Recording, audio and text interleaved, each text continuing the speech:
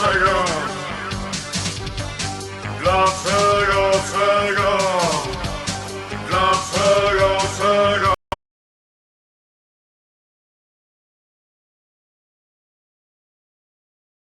everybody, how's it going? So in this video, I want to quickly go over some personal gnosis that I received and go into it a little bit more that supports it. Because I've been doing a little bit of research after that.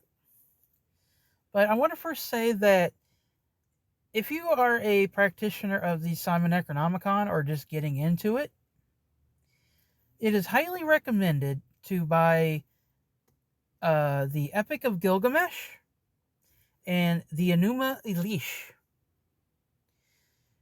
The Enuma Elish is the creation myth, and the Epic of Gilgamesh is enriched with more enhancements to support the Simon Necronomicon, which is based on Mesopotamian mysticism and not anything that has to do with this man. So today, as I was doing research, I figured I'll just go in to say that there are many variations of the Epic of Gilgamesh depending on the region of Mesopotamia that you are looking at. The Sumerian version is different from the Babylonian's different from the Hittites, so on and so forth. But they're all basically the same thing of Gilgamesh fighting the protector of the cedar woods or the cedar forest, Humwawa or Hababa. But there are many variations, like the story itself, on how his name is and what he looks like. The early versions of the story, he looks like an ogre. And later versions, he's I hate to say it, but more like a disgusting-faced lion type creature. And how this plays into the Simon Necronomicon will be revealed in a second. So, if you read the Simon Necronomicon, it gives a description of Humwawa as a face of horrifying entrails and a stench of shit and death. The one that eats the dead and the decayed. So when Ishtar was giving me Gnosis last week, she said that in the battle between the two, when Gilgamesh killed Humwawa, he was resurrected through the powers and energies of Tiamat, the mother dragon, the creator of what is Earth after Marduk had slain her body. When we die, we don't die. Our energies move on. And that is what happened to her. When Marduk killed Tiamat, her physical body did die, yes, but her energies and conscience came into the ether and into the darkness. And not in an evil sense, but in a duality sense. You have light, you have dark. So, when he was slain, he was resurrected by Tiamat and became, in the Maklu text of the Simon Necronomicon, as an abomination. Now, if you study the War of the Gods, Tiamat and Kingu created an army called the Abominations.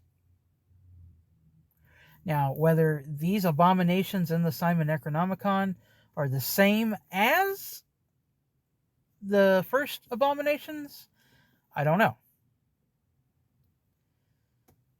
I really think they're more with the Sabiti, but also great resource to go with the Simon Necronomicon and its own magical system is Michael W. Ford's Mascom Hull and its sequel, Sabiti. These are great additions to that path. Even though these are more of a Luciferian-based magic system, they still provide a lot of information, just as the Enuma Elish and the Epic of Gilgamesh, which I will be ordering my copies here shortly. Because if you are on this path, you need these books. I've waited too long to get the Enuma Elish and the Epic of Gilgamesh, so now that I'm able to, buy things without whatever, I'm going to do them.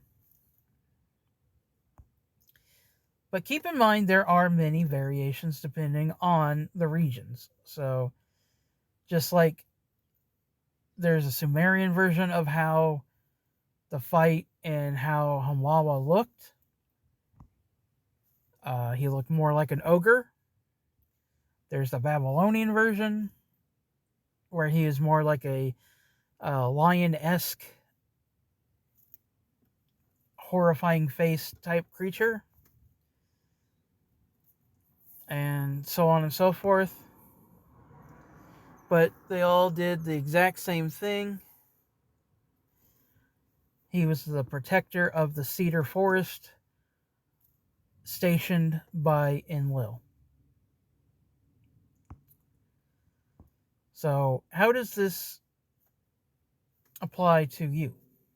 This wealth of information. So when he was, like I said, when he was resurrected, he became Eater of the Dead and Decayed. And if you've been following my channel for a while, you know that I've done rituals calling upon Humwawa to devour all the dead memories and dead emotions that I carried.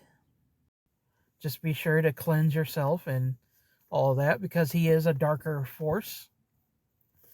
And darker force energies kind of take the life out of you. But yeah, I found it interesting that had happened, and it kind of makes a lot of sense because nothing really dies. It just switches forms. And in regards to what I learned earlier, that in some later eras of Mesopotamia, Pazuzu kind of took over for him. Now, in the Simon Necronomicon, it is mentioned that they are brothers. Whether they're blood related or not remains to be seen. But, that this could be the case. This is all UPG. And, I'm not stating it as 100% fact. But, that's why if you want your own version or interpretation, go out and read for yourself. The Internet Archive has a copy of, I think, the Epic of Gilgamesh. I think I saw that earlier, but I'd rather have the physical copy myself. Make my bookshelf look classy as a motherfucker. But you don't have to be, blood brothers to be brothers. And I have a feeling that Humwawa and Pazuzu are the same. And the Simon Necronomicon does say that wherever Pazuzu is, Humwawa is. And wherever Humwawa is, MISUSE is. MISUSE brings death, quotated, and Humwawa eats the dead. But again, when you're looking at the Simon Necronomicon, try not to look at it in a dualistic sense of good and evil. They did not have good and evil back then. But that's going to wrap it up for this video. I hope you enjoyed it. If you have any questions, comments, concerns, please feel free to leave them in the comment section down below. I'll get back to you as soon as I can. If you want to come find me, my links are in the description. And with that, I love you all. Cool runnings. Irie Ites.